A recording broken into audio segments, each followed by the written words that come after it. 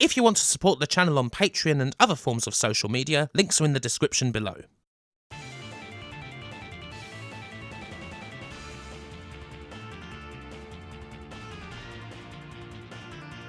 Okay, no lie, this is a quick video, something that's more a curiosity than anything major. Still, it's something fun to note about my favourite wrestling game series. WrestleMania has finished literally a couple of hours ago when this was uploaded, if it isn't still going because the show's 20 hours long, and so a little mini wrestling game video should be appropriate, no? Anyway, this is all about Fire Pro, at least the early days of it. If you want a more comprehensive history of Fire Pro, then I will kindly refer you to my Fire Pro Wrestling World review, which features a big ol' look back at the whole franchise. This is more of a fact-digging exercise. Anyway, of course there have been tons of Fire Pro games in Japan, but only a couple outside of it.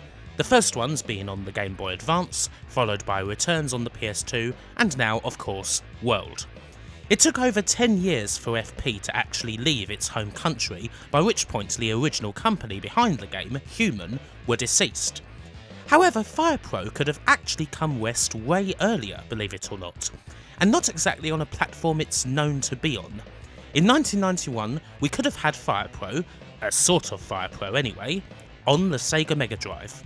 That's only a couple of years after the series actually started, and, unlike most other Fire Pro games, it would have been licensed too. Now, unfortunately the WWF license wasn't available for this one, nor was WCW's. So instead they got a big name who at the time was working outside of both of them. Someone famous not just as a wrestler, but also as an actor, and later as a politician. Yep, it's Jesse Ventura. The game was touted around in 1991 when it was shown at both the summer and winter CES shows, and you can even see an advert for it here. Jesse the Body Ventura's Wrestling Superstars. It would be made by Human Creative and released by Dreamworks. No, not the one founded by Steven Spielberg. That didn't actually exist yet. These guys were a small American distributor of Japanese titles. You can find them on games like Fire Shark, Winds of War, and Target Earth.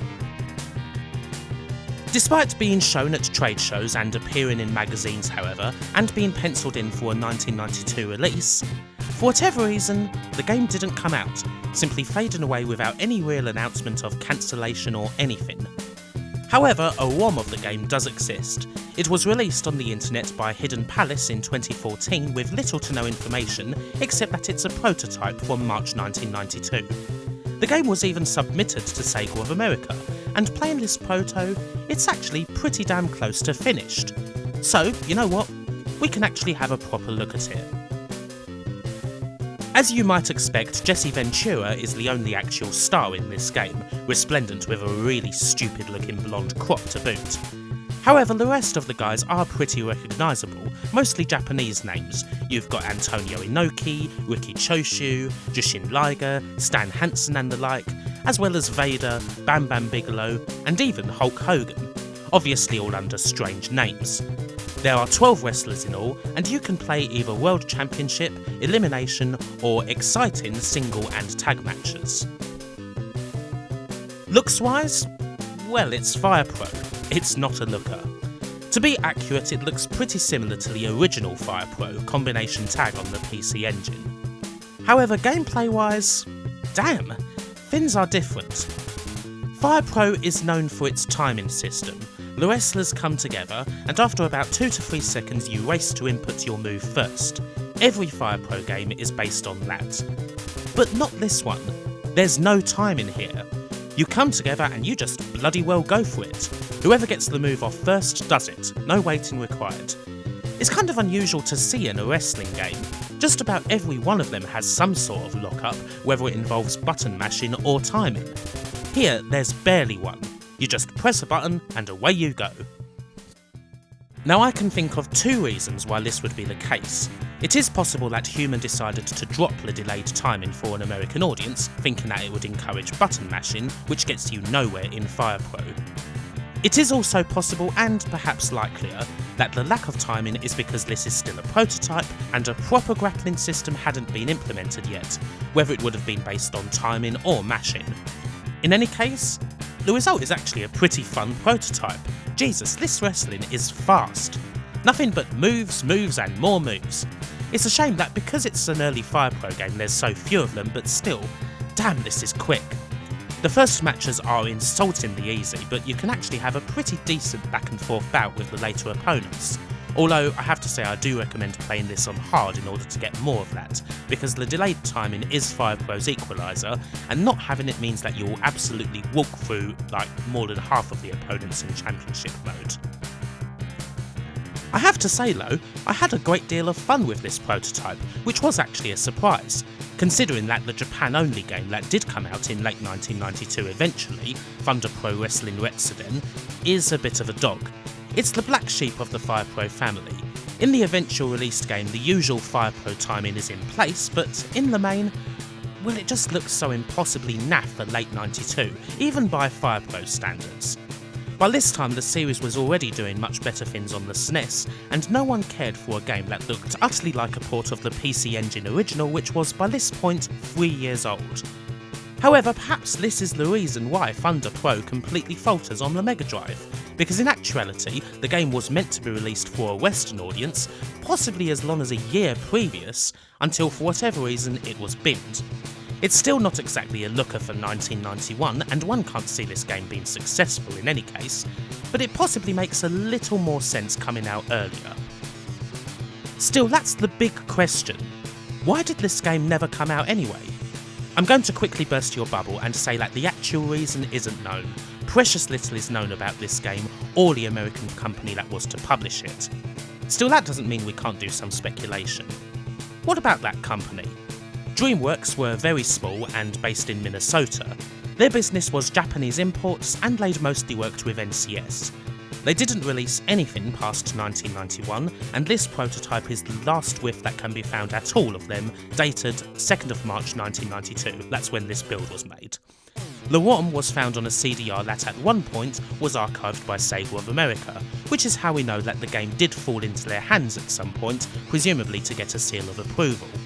But nothing at all is known about the company after that. It is possible that they simply could have gone out of business. Certainly no small company from Minnesota reared their ugly heads up to open a case against Spielberg and Company when Dreamworks were formed in 1994, so it's safe to say that these guys were long gone by then.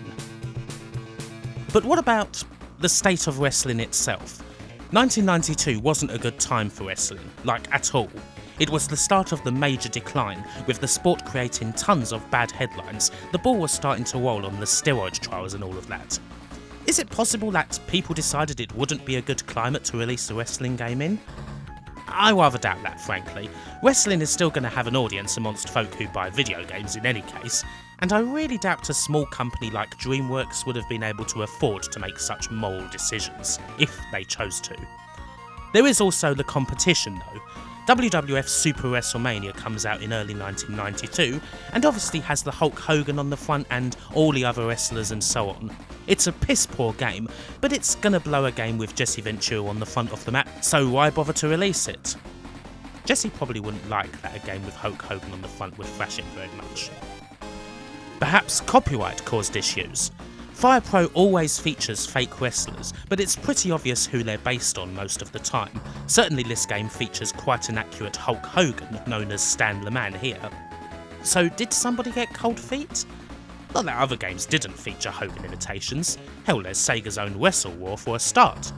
I'm not sure about this one. But what about Jesse Ventura himself? In February of 1992 he officially becomes a WCW employee. With the game not actually released yet, do things change now that Ventura is officially WCW talent under Turner's employ? WCW have their own games at the time, of course. So did it all become a bit of a mess? Who knows? I think of all these potential causes for the game's demise, the likeliest one is simply that Dreamworks, a small company to begin with, bit the dust. That just seems likelier than any of the other murkier options. They were working with Human on a wrestling game that actually was going to come out in Western markets first from the looks of things, but the money went out and they folded, leaving Human with a mostly finished game that was rejigged to be a more typical Fire Pro game and ultimately chucked out there in late 1992. Human do not release another FP game on the Mega Drive, concentrating on the SNES and releasing classic after classic. The end. That seems likeliest. Still, this is a curio to have a look at if you're a fan of the series, not just because of how stupid Jesse Ventura looks in the one advertisement for it, but hey, it's a Fire Pro game that really doesn't feel anything like Fire Pro, and for that reason alone it's quite interesting. Bye for now.